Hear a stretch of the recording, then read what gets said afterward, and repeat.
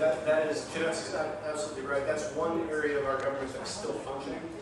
If you call Zach Space's local offices or his national office, they write down your name, they write down your number, and they say what you're calling about. And that's reported, and the metric is about, they think a single call equals 100 or 150 or 1,000 voters. So it does work, at least getting them antsy. All I got is the answering machine. Well, leave a message. Leave a message. Just before you go any farther, Yes, sir. and I'm only interrupting people because I have to leave. My wife and I started this small company January 1 of this year. I can have 10 to 20 people working for me right now. But I can't because of what's going on at the Congress. I'm scared to death to hire anybody because what they're going to mandate that I have to do for this one employee. Now I'm going to have to leave right now because I don't have an employee to go to this job. And people who know me know that I'm a workaholic. That's the way my dad was, that's the way I am. And I'd love to hire small people. I retired March the 1st, and what a wonderful thing to have 30 people working for me again. But unfortunately, with the things they're doing now, I'd have to be stupid to go out and hire anybody.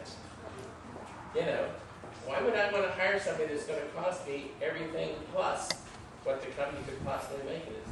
You know, and one of the nicest things anybody ever said to me was some of the employees I used to have came back to me and said, you know, I really wish I was working for you again.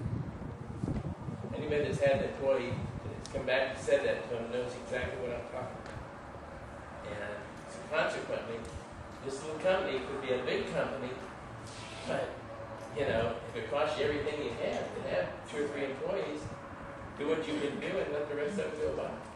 That's all I can do.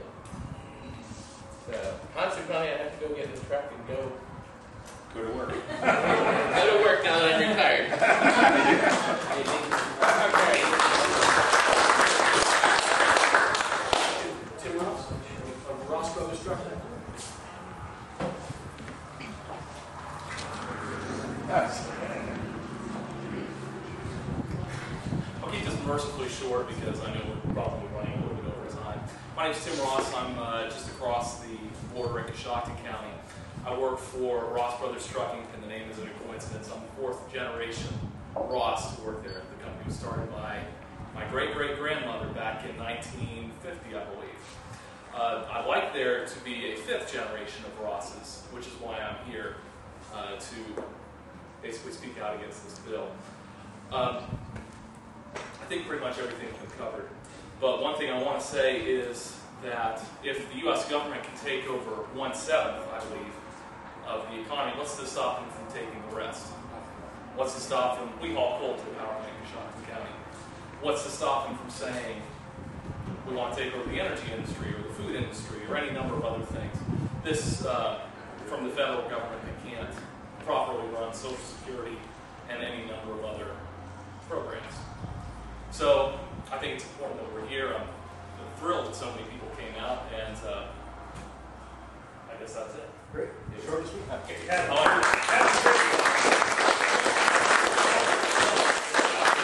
Tyler Furman of Partners in Grime. Yeah, but that cap and grade and the health goes together. I mean, no matter, you can't separate it. Well, put him out of business. Well, Yeah, both of them. My name is Tyler Furman. I'm from Mount Vernon, Ohio. And for the past 18 years, my family has owned a small business called Partners in Grime. It's a commercial residential cleaning business. And for as long as I can remember, my family's worked as hard as they possibly can at doing what we do, cleaning commercial office buildings to provide for our family. And I know for a fact that if this healthcare legislation is passed, if this so-called reform is enacted, that the small businesses like my family's business all across the country are going to be harmed in ways that we can't even imagine right now. My hometown of Mount Vernon over the past 8 years has lost about 90% of its small business. The majority of those small businesses have been lost or have had to shut their doors within the last 3 years. If Congress passes this healthcare reform and forces small businesses to take on health insurance expenses for their employees in the current economic climate, we will lose the backbone of our cities, our counties, the communities we live in. We'll lose even more of the employment opportunities and the backbone of our state, and furthermore, our nation.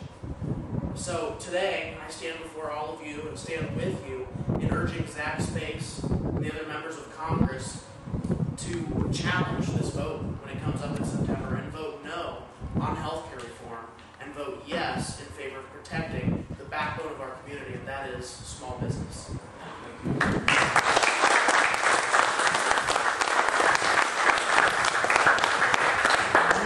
Finally, our host, Darren Hill, is not listening. Darren?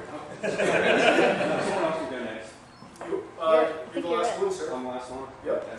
I don't have much to say. Hi, I'm Darren Hill. My wife and I own this business here that you're standing in.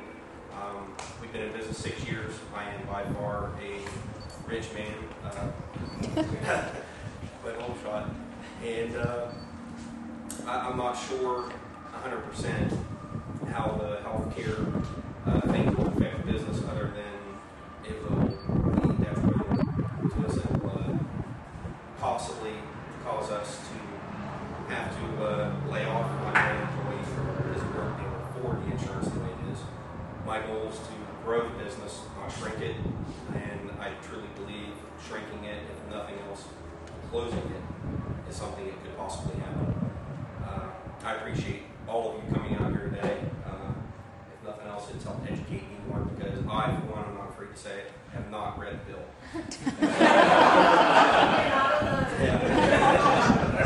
So, but Fox News is good at informing me of some things that are in it. And one thing that,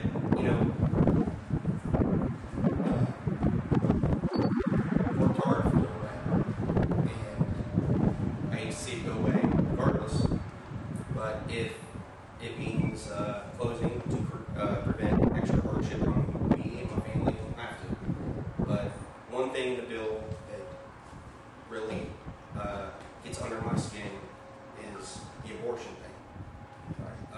If they are going to fund abortion, it is going against everything that I stand for as a Christian and as a human being.